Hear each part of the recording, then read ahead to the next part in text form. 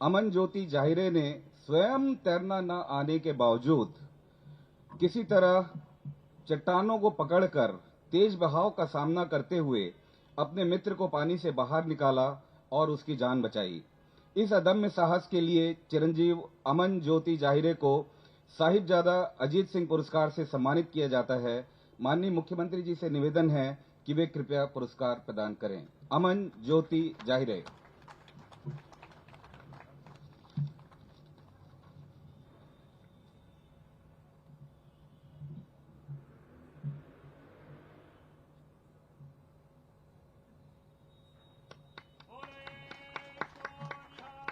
सत श्री अकाल। इस पुरस्कार में सर्टिफिकेट, प्रशस्ति पत्र, एक मेडल एवं नगद पुरस्कार दिया जा रहा है। अमन ज्योति जरवा, हमें जाहिरे आपके ऊपर हमें बहुत गर्व है। साहिबजादा जोरावर सिंह वीरता पुरस्कार के लिए हमारी रिसर्च टीम द्वारा गहन अध्ययन के बाद चयनित किया गया है कुरुद निवासी कुमारी जानवी राजपूत को। कृपया मंच पे आएं। कुमारी जानवी राजपूत का 5 वर्षीय भाई शिवांश छत पर खेल रहा था और खेलते खेलते अचानक बिजली की तार के चपेट में आ गया। बच्चे को बचाने के प्रयास में जानवी की मां एवं एकन्य बहन बिजली के झटके से दूर जा गिरी। शिवांश इधर बिजली की तार से चिपका तड़प रहा था। कुमारी जानवी ने तीव्र निर्णय क्षमता और वीरता का परिचय देते हुए छत में रखे बांस को उठाकर तार पे जोर जोर से पीटा। वह शिवांश तार से तो छूट गया, परंतु वो छत से गिरने लगा। उसी समय पलक झपकते ही जानवी ने तुरंत शिवांश का हाथ पकड़कर उसे सुरक्षित ऊपर खींच लिया।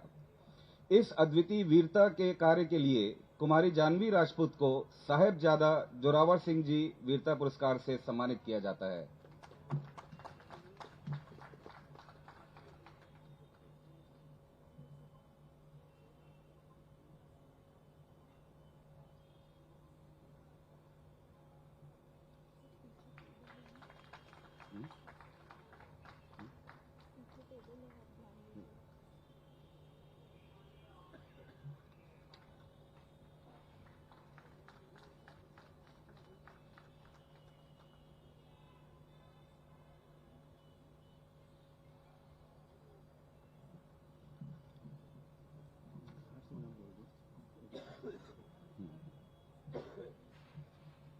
साहिबजादे जुझार सिंह वीरता पुरस्कार के लिए चयनित किया गया है कुमारी छाया विश्वकर्मा को।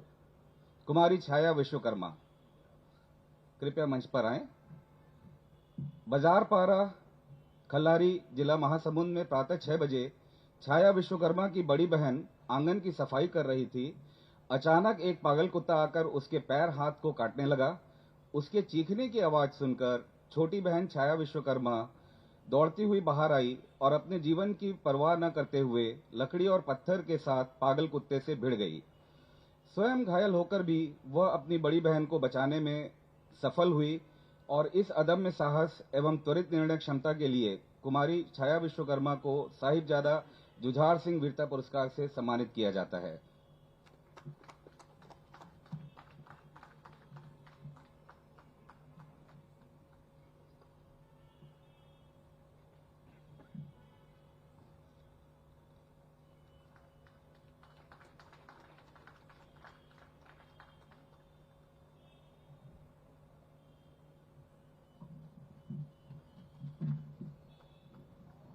सम्मानित जनों, 2 बड़े साहिबजादों की चमकौर साहिब के युद्ध में शहादत के पश्चात औरंगजेब के पिट्ठू मुगल सेनापति वजीर खान ने दशम गुरु गोविंद सिंह जी के 2 छोटे बच्चों साहिबजादा जोरावर सिंह आयु मात्र 9 वर्ष एवं साहिबजादा फतेह सिंह आयु मात्र 5 वर्ष को धर्म परिवर्तन कर मुसलमान बनने के लिए बहुत प्रलोभन दिया। उन्होंने प्रलोभन अस्वीकार किया। उसके बाद वजीर खान ने उन्हें बहुत यातनाएं दी और दर्दनाक मृत्यु की धमकी दी, लेकिन वो टस से मस न हुए। अंततः वजीर खान ने 5 और 9 साल के इन मासूम परंतु निडर बहादुर बच्चों को धीरे धीरे दीवार में जिंदा चुनवा दिया। परंतु नन्हे साहिबजादे अपने धर्म पर अडिग रहे और सर्वोच्च बलिदान प्रस्तुत किया।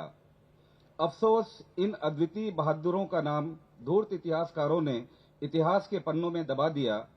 माननीय मुख्यमंत्री जी के ऊर्जावान नेतृत्व में आज इतिहास को पुनः रीडिफाइन करने का प्रयास छत्तीसगढ़ से प्रारंभ किया जा रहा है और मुझे पूरी आशा है कि ये पूरे छत्तीसगढ़ एवं विश्व में फैलेगा।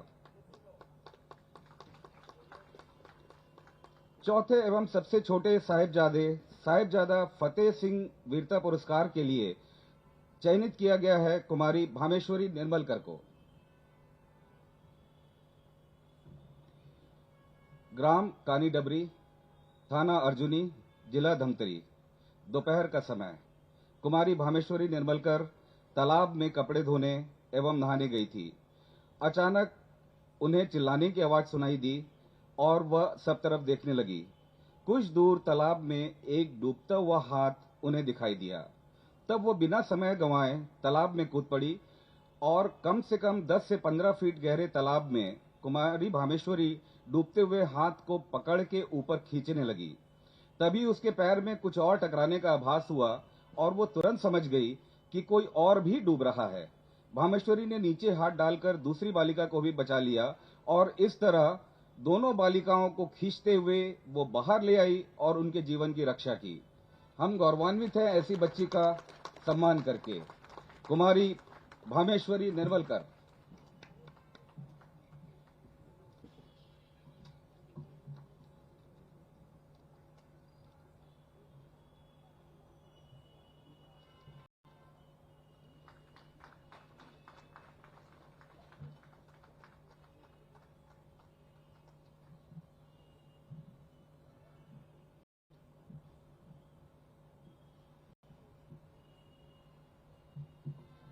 धन्यवाद माननीय मुख्यमंत्री जी।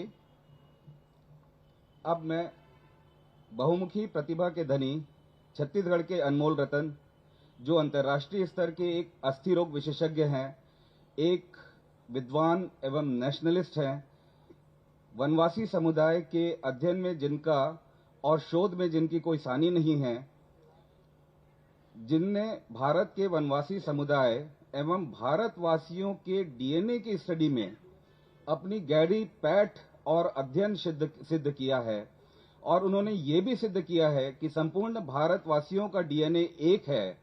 हमें गर्व है कि वे छत्तीसगढ़ सिविल सोसाइटी के संरक्षक, मार्गदर्शक एवं पुरोधा हैं। गर्व के साथ मैं आमंत्रित करना चाहूंगा माननीय डॉक्टर पूर्णेंदु सक्सेना जी को। डॉक्टर पूर्णेंदु सक्सेना।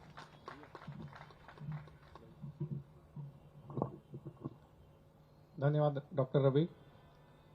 आज वीर बाल दिवस के इस वीर बालकों के सम्मान के कार्यक्रम में मंच पर हम सबको